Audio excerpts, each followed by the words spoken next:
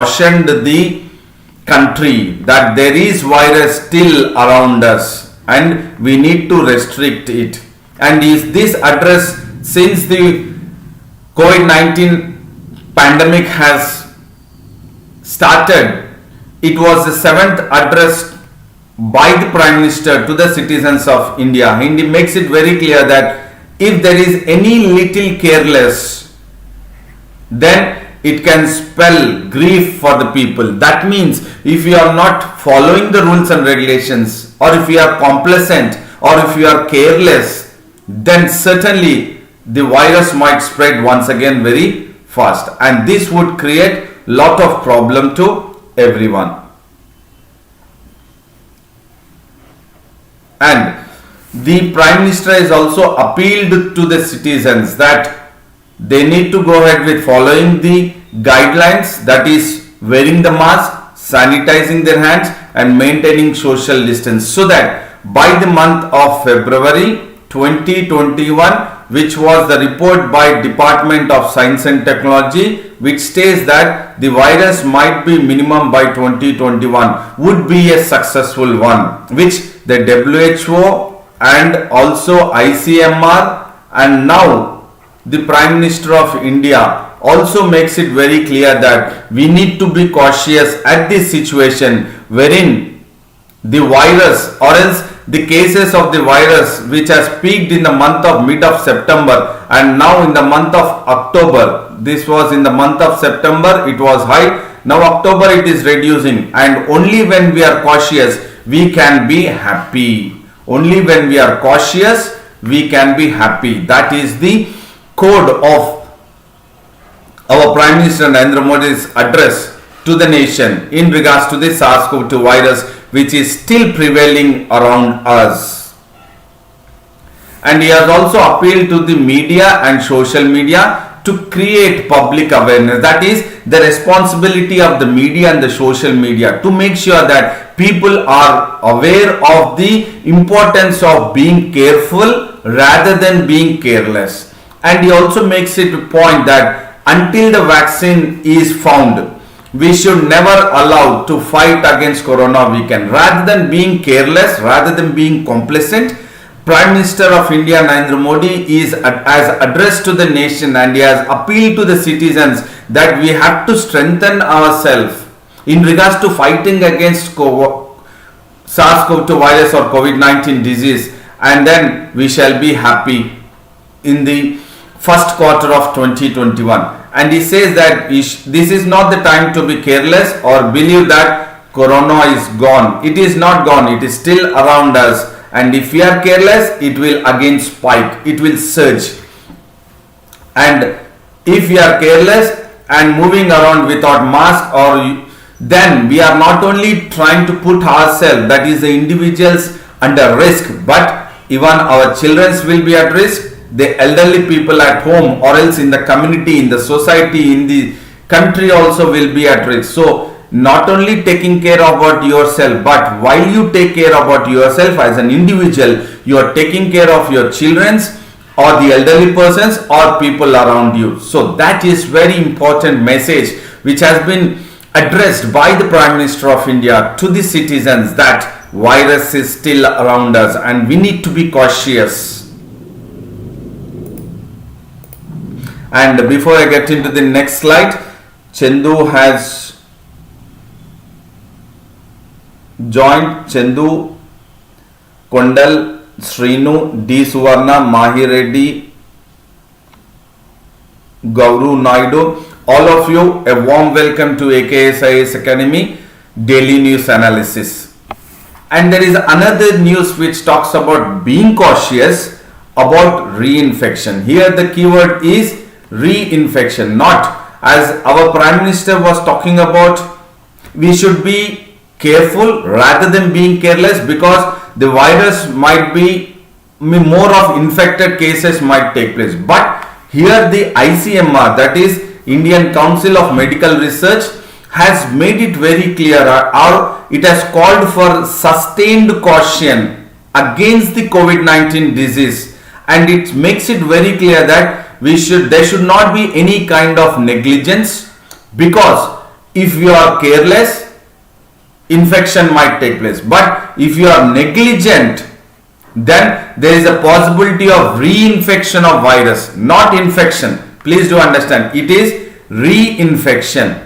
That means the person who has been infected earlier, there is a possibility if we are negligent, I mean the one who has been affected or infected, if the person, individual is negligence, then there is a possibility of reinfection of SARS-CoV-2 happening, is the message which is being passed by the ICMR, that is Indian Council of Medical Research, has brought to the notice by cautioning of reinfection. So reinfection is the key word.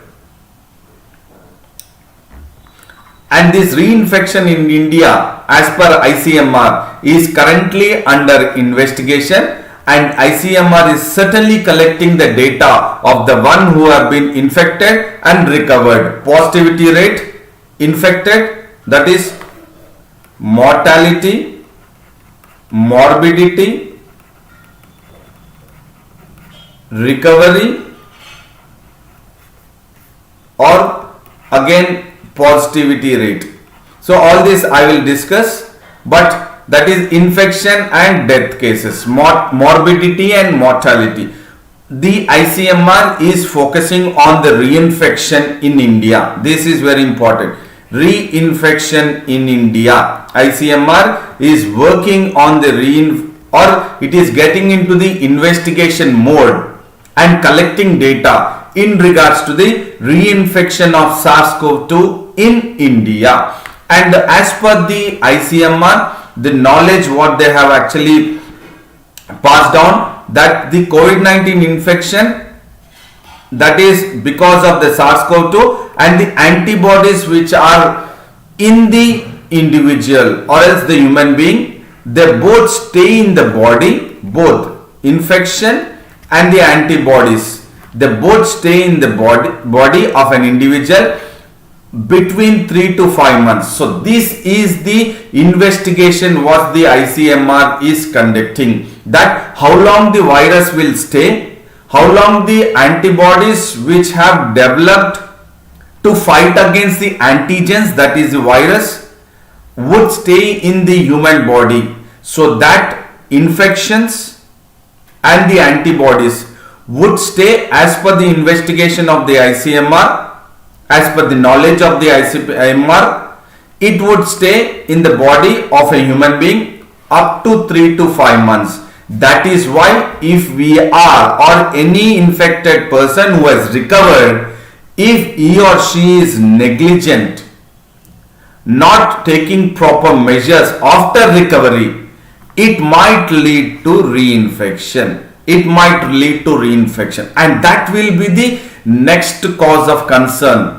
That this rate of the cases might again increase, not the new cases but the reinfection, not the infection but reinfection. And ICMR Director General Balram Bhargava has said that when an individual gets infected by the SARS-CoV-2, there is a possibility that he might get infected even after 90 days, and that is called as reinfection. So when does a person get infected, or when does a person is called as reinfected person by SARS-CoV-2? That is when a person is infected again after 90 days. Once he has recovered and again he has infected by the SARS-CoV-2 virus after 90 days, then it is called as the person is reinfected. So here the keyword is reinfection. Please do take it into consideration. The critical keywords which I am focusing here would be very, very crucial for your analytical point of view and a conceptual understanding for preliminary UPSC perspective. And the government is definitely looking into the report, and that report is of the Solidarity Trial Interim Report. Solidarity Trial Interim Report, and the government is looking at this report, and it is making it very clear that as few of the vaccines were administered to the infected person, that is remdesivir, hydroxychloroquine, and then lopinavir or ritonavir, and along with that interferon. So all these were administered to the infected person, but the report of solidarity trial interim report is studying on these vaccines or the drugs which have been administered to the one who have been infected by SARS-CoV-2 has little or no effect on 28-day mortality, that is death cases in the hospital. Please do understand. So by usage of remdesivir, hydroxychloroquine, lopinavir and ritonavir along with interferon, which have been administered to the infected cases, does not really have any or little effect on the death cases. That is what the report talks about. So you need to make it very clear. The crucial information is the report wherein the government is keenly following the report, that is Solidarity Trial Interim Report. And it also makes it very clear, the ICMR, the benefit of blood plasma therapy is also under review. So they are investigating the reinfection cases and then collecting the data, how it might in India the reinfection cases could be the surging or it would be reduced. And now the country has a confirmed cases in 24 hours which has fallen to 50,000. So certainly this is a good news for India, that the confirmed cases which was almost close to 95 to 98,000 has fallen down to 50,000, and this is for the first time in the last 3 months the decline of the confirmed infected cases in India has fallen down. It's a very good news. And the same way, if you look at in the month of July end last week, it was 47,000. So we are close to what was the infected cases in the month of July, now comparing it with the October 3rd week. So definitely the spike has gone up and then it is declining. That is a good news. And then the high number of patients recovering. Look at it. This confirmed cases is the one which is a keyword. Recovery of the patients is also very high, and there is a fall, that is decline in mortality. Mortality in the sense it is death rates. Definitely the active cases are falling down, that is it is decreasing, and the positive cases are also very less, and the total number of cases or the percentage of the entire is only 9.85 or 10%. So these are the findings by the ICMR in regards to the reinfection. And what is that you need to focus here? The keywords are reinfection, the collecting COVID-19 reinfection in India, and the Solidarity Trial Interim Report, confirmed cases, blood plasma, patients recovering, that is recovery rate, active cases, positive cases. These are all the keywords which you need to keep it in mind for the UPSC prelims perspective. Okay, before I get into the next slide,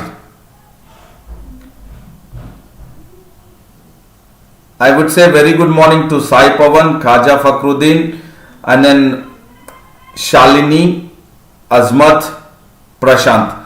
A warm welcome to you all to AKS IAS Academy Daily News Analysis. And Prashant has written that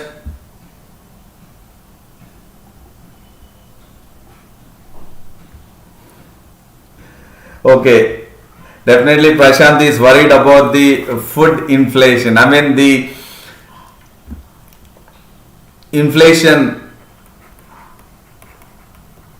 of vegetables, that is the prices are shooting up. Definitely That is why we have seen in the recent news in the AKS IAS Academy daily news analysis, wherein the RBI has not changed the repo rate and reverse repo rate. Has not changed, not because they know that the inflation is high, the prices are also high, and definitely now because of the rainfalls what we have experienced in Telangana, AP or South India, there is a possibility that the vegetables or fruits or even in regards to the pulses, that is essential commodities, will certainly the prices will rise. And we have to be ready for the rise in prices. Definitely our Prime Minister and then the Finance Minister is also aware of it. Mai said, so but some people are reinfecting before 90 days. Yes, what we call, yes, that is what the ICMR is talking about, and then even Prime Minister has addressed to the nation that we need not be careless, we need not be complacent, but we should be very vigilant. We should not be negligence. We should not have any kind of negligence, but we should strengthen our protective measures. That means there is always a possibility that when the treatment is being taken up, probably the treatment is not totally completed or they have not followed the total treatment, and that is why within 90 days the infected cases are happening. And there is a possibility, and that is also happening. Shalini is from Bangalore. A warm welcome to you, Shalini, to AKS IAS Academy daily news analysis by me, that is Sandeep Bhushan Tumala. Rajat, I made the point, Rajat, in initially itself, that when you are talking about the current affairs, it's always good to all the civil servant aspirants to follow the current affairs at least from 12 to 18 months before you take the exam. It is always good to take to follow the current affairs prior to 12 to 18 months, because you need to know the background. You need to know the background of it, and that is very, very important. Background of the particular topic is very crucial for your conceptual and application point of understanding for prelims and also for the mains answer writing. Background is very important. So I request, and my suggestion is 12 to 18 months of solid preparation for current affairs is required. Rajat, I think you got the point. Sai Kumar, very good morning. Okay, Gauri Naidu is from Andhra Pradesh. Kondal is from Nalgonda. No doubt about it. We are all Indians, and certainly you will all be benefited by AKS IAS Academy daily news analysis. I would certainly bet on it. I have a lot of confidence that AKS IAS Academy daily news analysis will certainly be benefited to you. And Satish also, a warm welcome to you, Satish. Very good morning to you. And now we'll look at the another news, which the Punjab state has formally rejected farm laws. So why we need to look at it? Because recently the government or the union government has passed agriculture reforms laws, or agriculture reforms have taken place, and the bills were passed. Agricultural or farmers bills were passed in the house, both the houses, and then since then we have experienced that the farmers in northern India especially are not happy with the agricultural reforms or the three reforms, the bills which were passed in both the houses, and there is lot of hue and cry by the opposition and the farmers association or the groups against the farm bills or farm laws, because the farmers are worried about MSP and they are worried about procurement. So Punjab has now become the first state to reject. Do understand here, Punjab is now the first state to reject the centers, that is the central government, which has taken the recent agricultural sector laws. So the laws which have been passed in regards to the agricultural sector was rejected by the Punjab Assembly unanimously, and Punjab Assembly has instead passed three bills to negate in the sense they are rejecting the union or the central agricultural sector laws. Please do understand here, the Punjab Assembly has rejected the center's three agricultural sector laws, and they have unanimously passed another three bills to negate, that is to nullify or to repeal the union legislations. And the Assembly has rejected the central legislation along with the three farm bills. They have also rejected the proposed bill by the center. It is in regards to the electricity amendment bill. So apart from the farm bill or the farm laws, the Punjab Assembly has also rejected electricity amendment bill, and in turn the Punjab Assembly has sought an ordinance to the state to come up with an ordinance which it will protect the minimum support price and ensure the continuance of procurement. Procurement means purchase of the farm produce, that is the farmers what they produce in the fields, that has to be purchased by the center whenever there is floods or whenever there is drought or natural disaster. When it happens or occurs, then the government of India or the central government should come forward and procure, that is both the central and the state together should purchase the farm produce.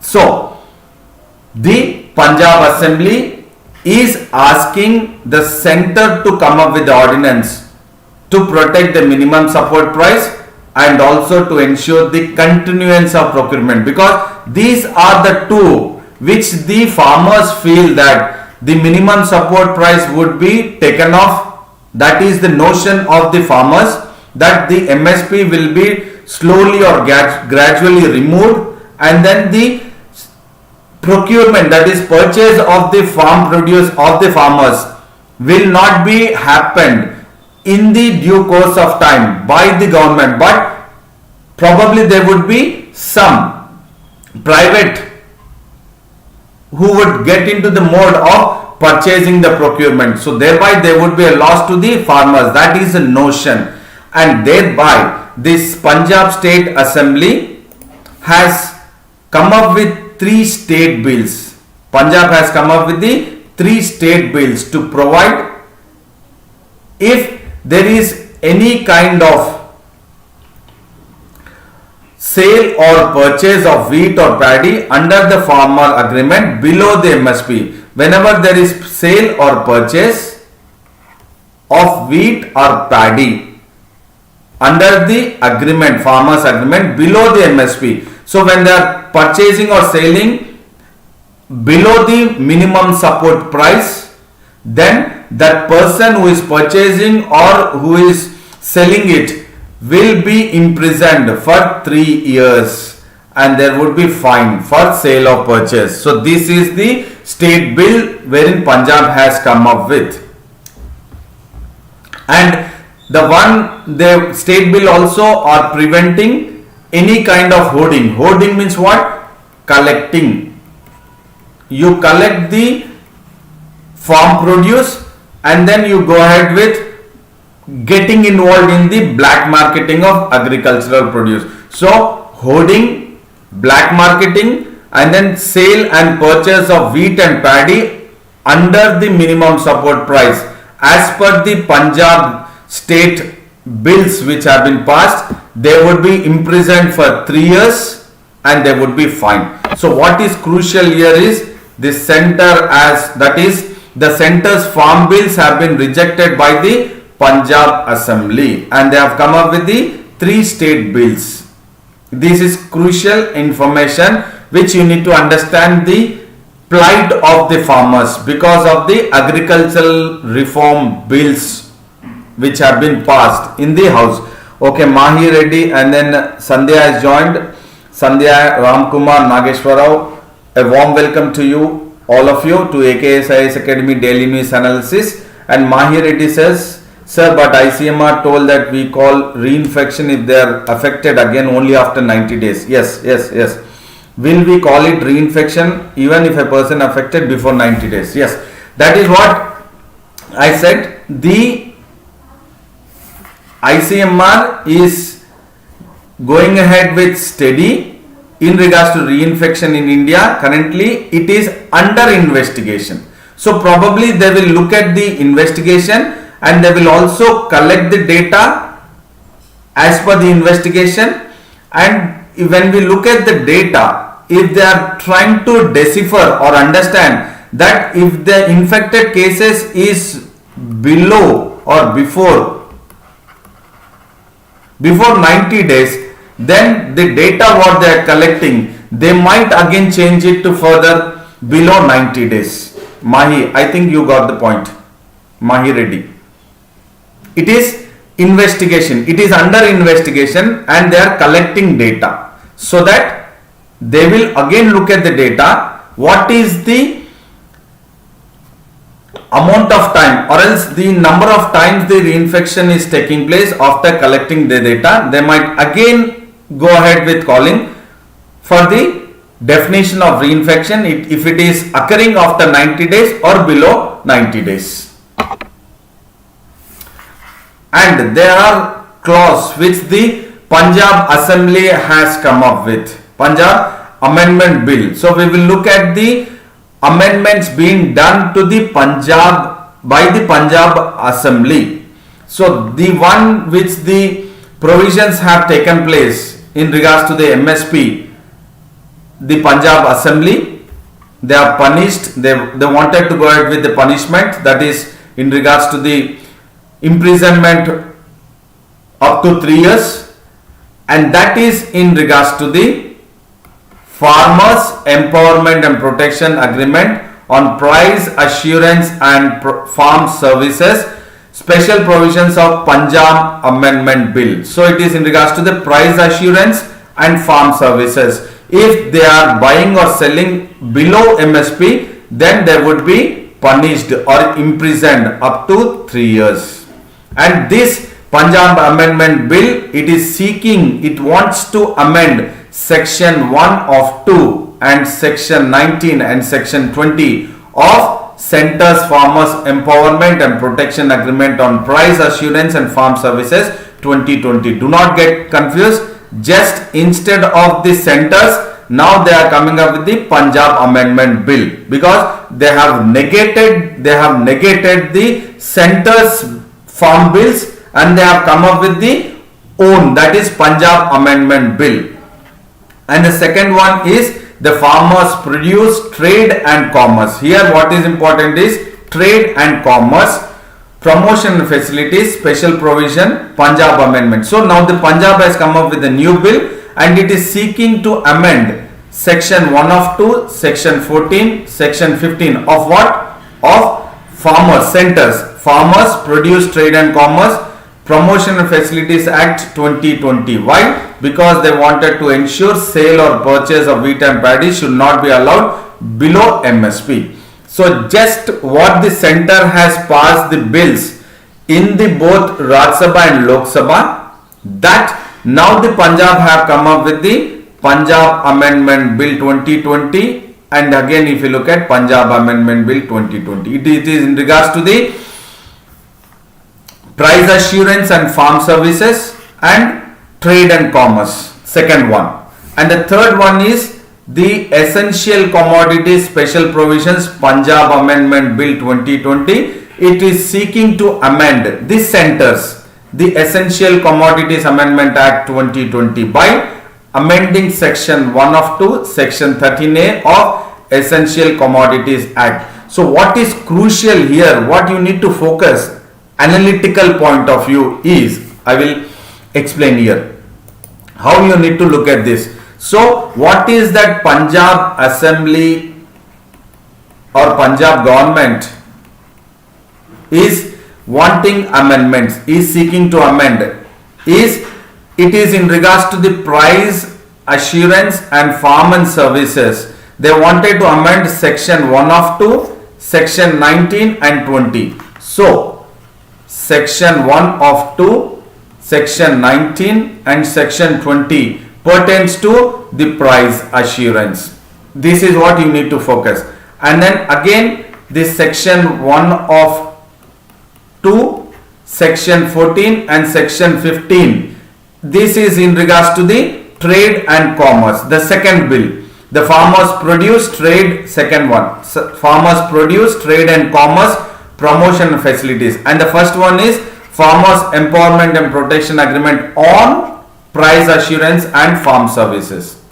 Please do understand which are the sections which the Punjab Assembly wanted the centre to amend in 1, 2, 3 bills which has been passed by the centre in the Lok Sabha and Rajya Sabha. In regards to the price assurance and farm services, it is section 1 of 2, section 19 and 20. In regards to the trade and commerce of the farmers produce, it is section 1 of 2, section 14 and 15. And again in regards to the essential commodities amendment, they wanted to amend section 1 of 2 and section 3 of 1A. Section 3 of 1A. So this is the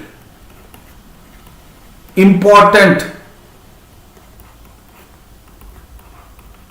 sections what the Punjab Assembly is wanting the centre to amend. If you can understand these three, it is clear for you.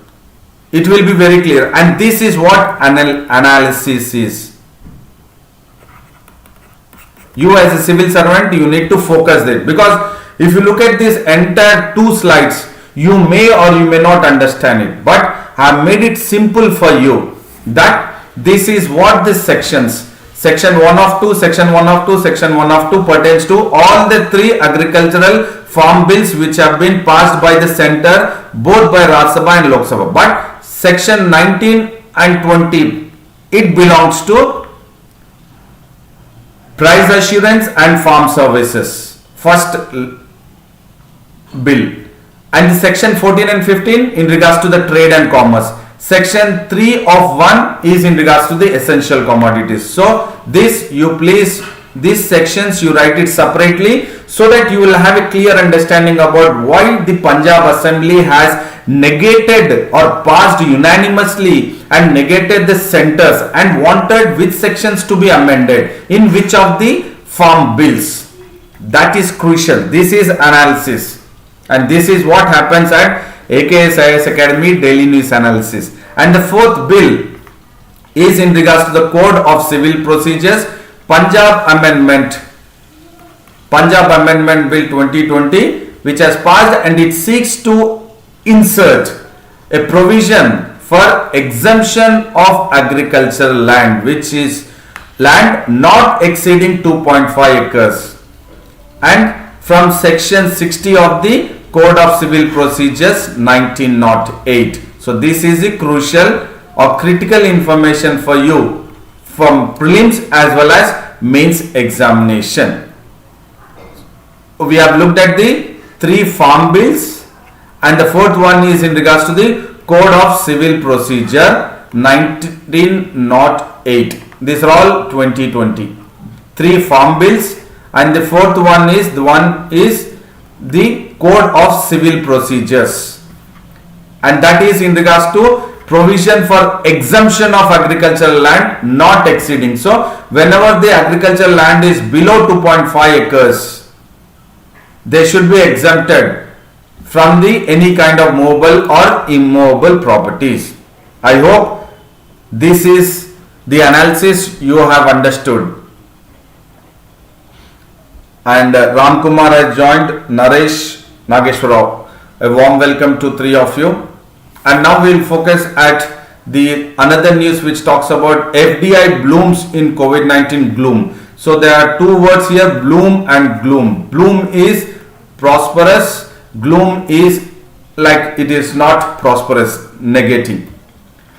And what is that is blooming now, even during the COVID-19 situation, is the FDI inflows. This is a keyword.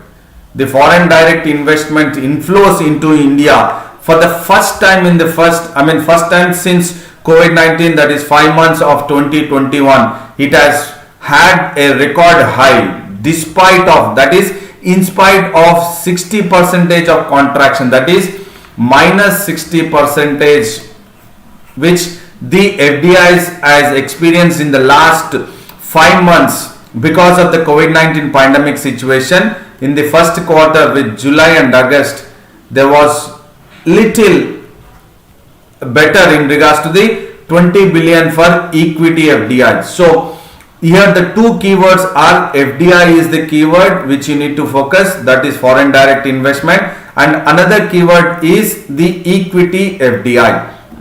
In regards to the economy point of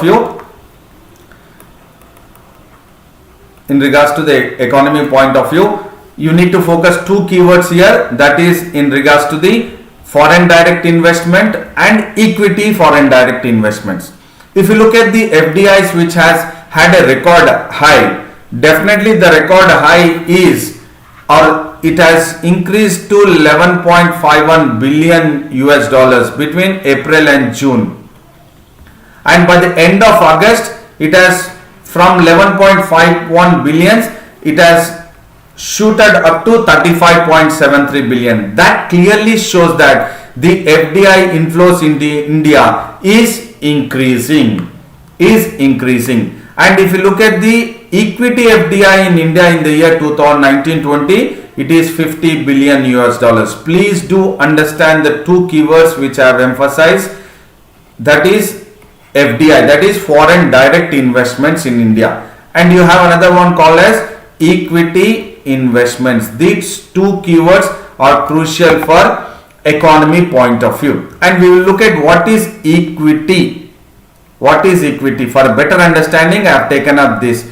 And the equity represents the amount of money that would be returned back to the shareholder, that is an individual who has purchased the share of particular company, he will be called, or he will be as a shareholder of the particular company. And this is the equity, means the amount of money which is been returned, to the shareholders when all the assets of the company, when all the assets of the company were liquidated in the sense it is in the form of money, and all the company's debt is paid off. That means all the expenditure is being paid off, that is any kind of loans is paid off, and then later on, after paying the debts, that is loans or any kind of expenditure, and then whatever the money is left out with the company, and that money will be distributed to the company shareholders. That is called as equity FDI. So if you look at, there is a progress in regards to the FDI and also in regards to the equity FDI. So we have looked at what is equity for the better understanding, that is UPSC prelims perspective. It is not just we have just focused on the numbers, but we are also looking into the understanding concepts of equity FDI, that is the amount which is returned by the company to the shareholders once the company's debts are paid off, and the remaining money is again distributed to all the shareholders. The assets are distributed to all the shareholders. Okay, Sri Kumar says that, sir, the farmers' right linked to Punjab Amendment Bill. Yes, that is in regards to the Punjab state. So Punjab state has taken, that is Punjab Assembly has unanimously rejected the centre's agricultural reform bills. I hope Sri Kumar has understood. Revati has joined. A warm welcome to you, Revati. And there is an increase in FDI, and this increase in FDI is because of the FDI policy reforms, because of investment facilitation by the center, and because of ease of doing business.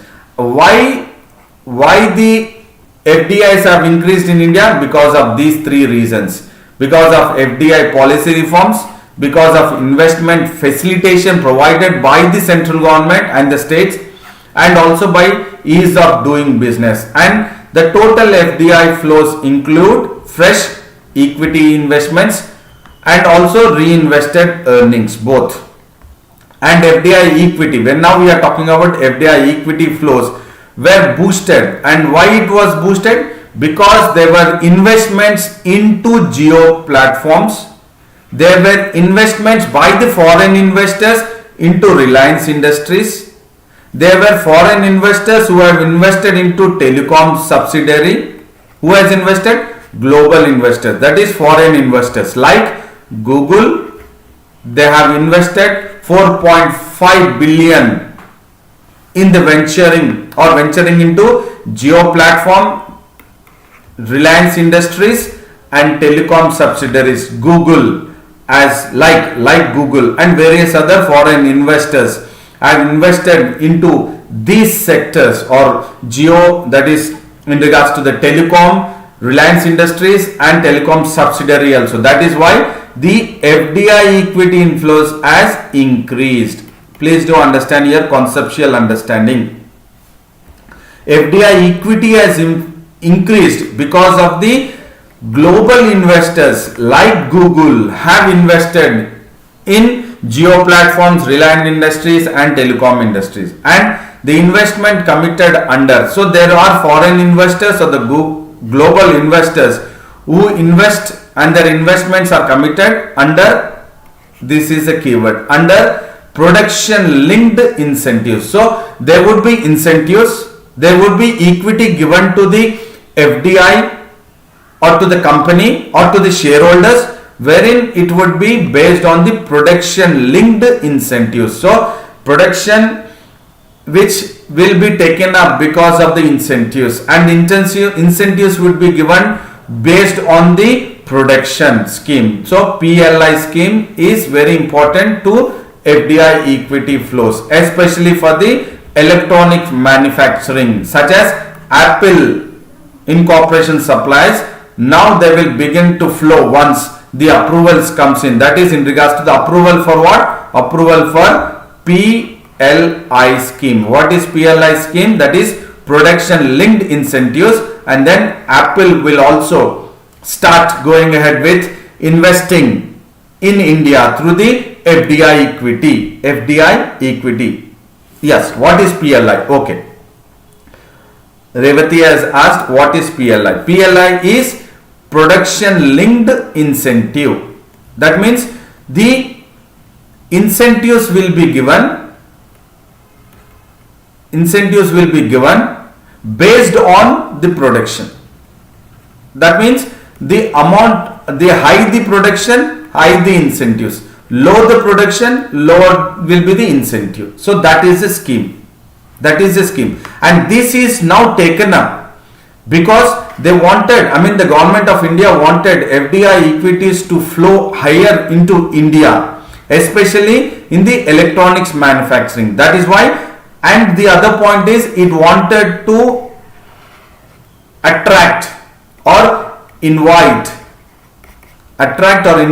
the global investors like Google and Apple to invest in India, and that investment will be in the electronics manufacturing, and that would be based on the PLI scheme, that is production linked incentives. So you will be given extra money only when there is more high of production. When the production reduces, then the incentives will not be given. So that is the link, and that is why it says it is a linked. Incentives are linked to the production. I hope Revati has understood it. So this is where you need to always identify. When I am saying this is a keyword.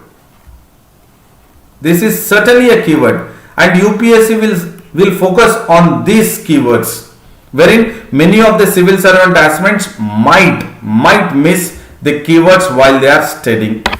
And there is another news which is again in regards to the environment.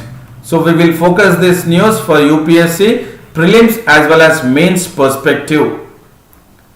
from environment point of view. So this is in regards to the Kaleshwaram project, which the NGT, that is National Green Tribunal, NGT National Green Tribunal has put the blame onto the environmental clearance given to the Kaleshwaram lift irrigation project, that is KLIP, wherein the environmental clearance was given to the Kaleshwaram lift irrigation project, which was granted ex post facto.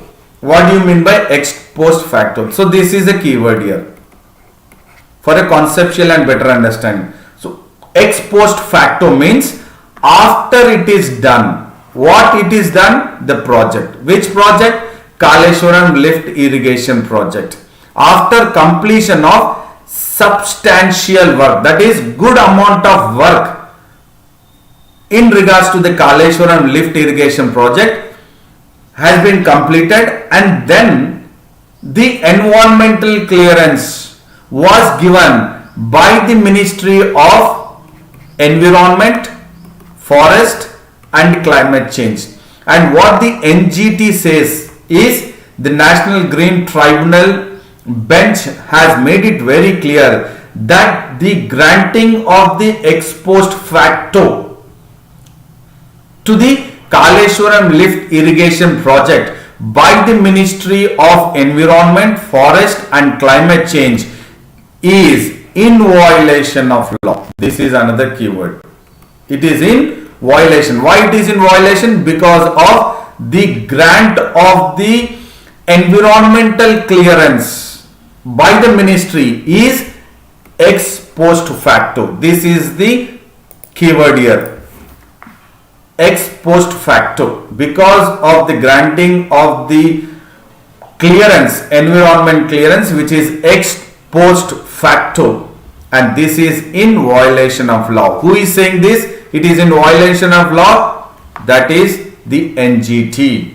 The NGT bench have said it. Why the bench have said it? Because there was a petition filed in the National Green Tribunal against the environmental clearance given to Kaleshwaram lift irrigation project by the Ministry of Environment, Forest and Climate Change. And while taking up this case, the NGT has held responsible that the environmental clearance is in violation of law, and the NGT bench also has observed that there is an accountability needs to be fixed. Definitely now what has happened is happened, because now the NGT bench also say that we cannot stop the work, or else the work has started.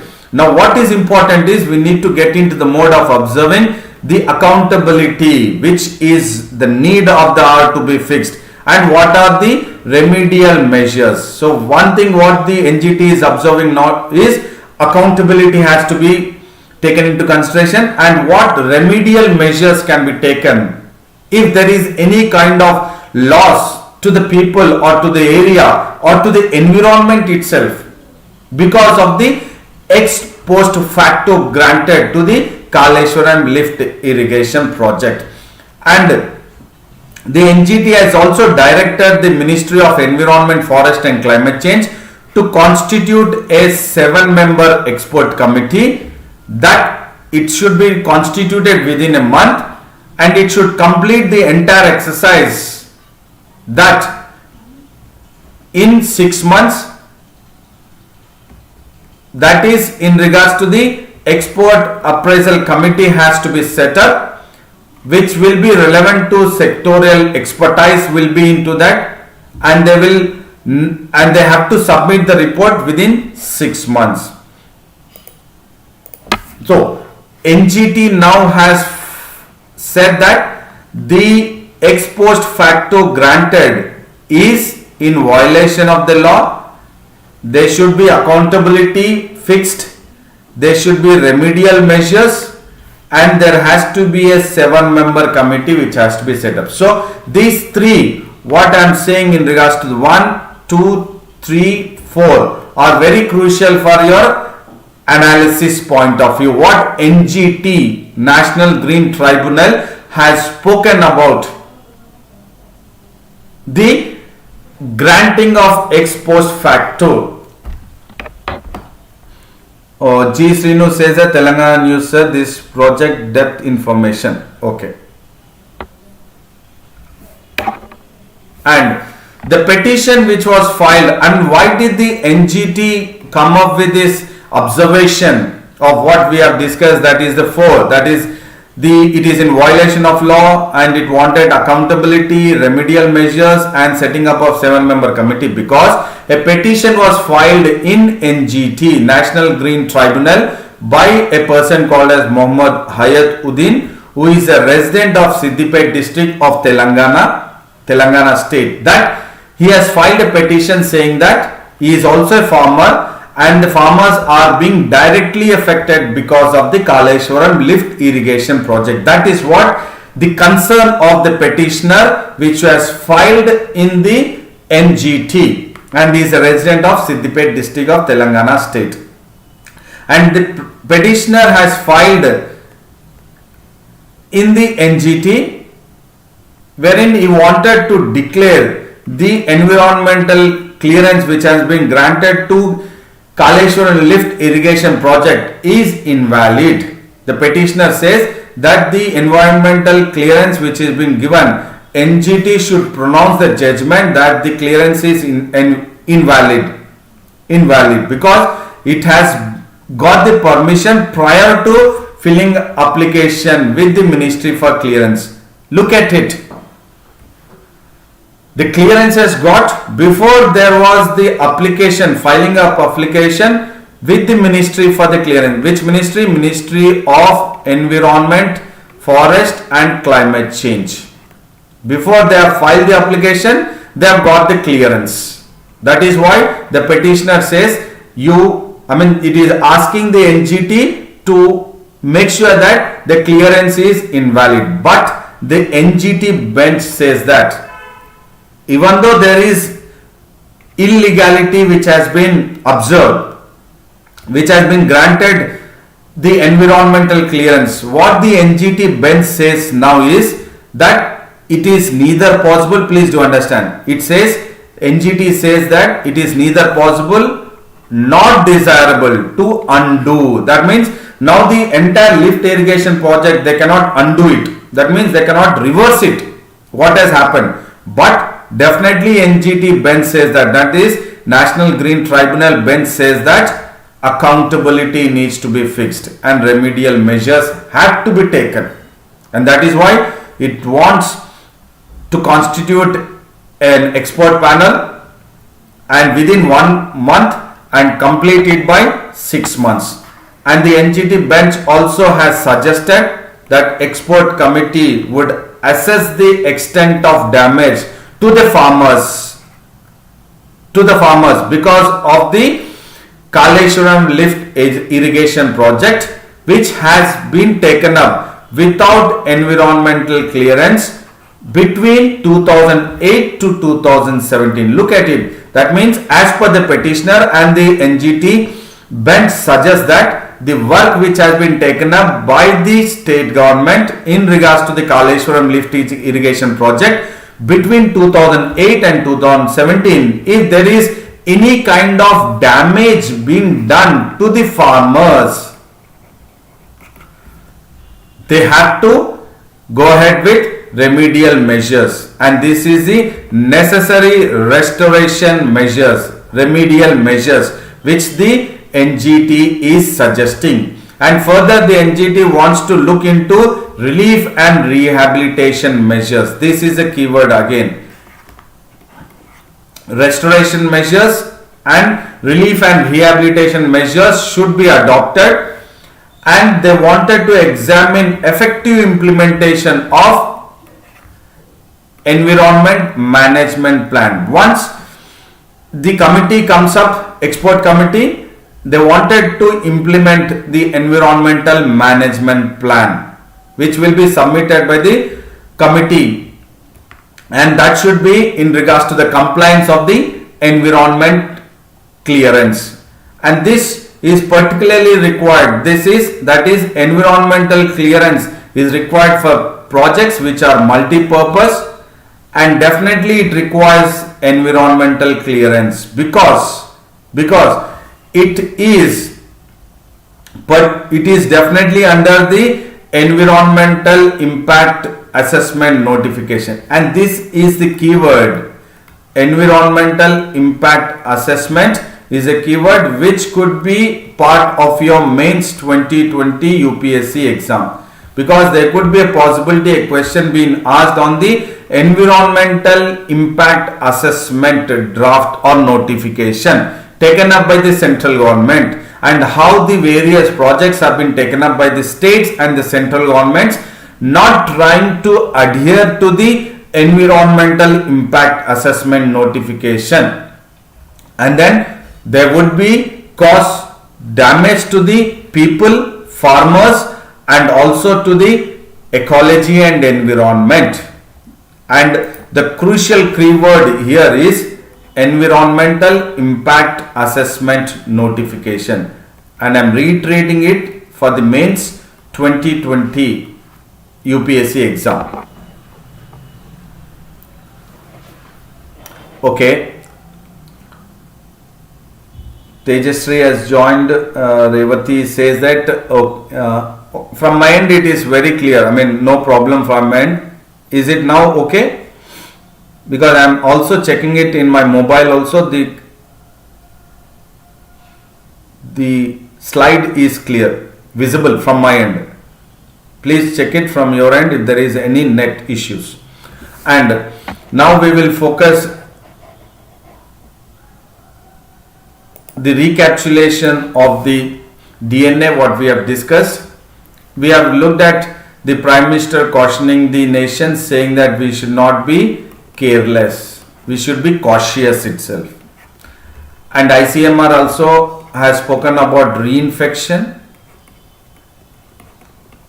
This is again in regards to the science. Punjab, this is in regards to the agricultural reforms laws. We are focused at length, and this is again FDI blooms in COVID-19 gloom. This is pertaining to economy. This is agriculture, again part of economy. Here we were focusing on the FDI and equity FDI, and this is the environmental clearance which we are focused in regards to the environment or ecology and environment, how it is important in regards to the environment or impact assessment notification.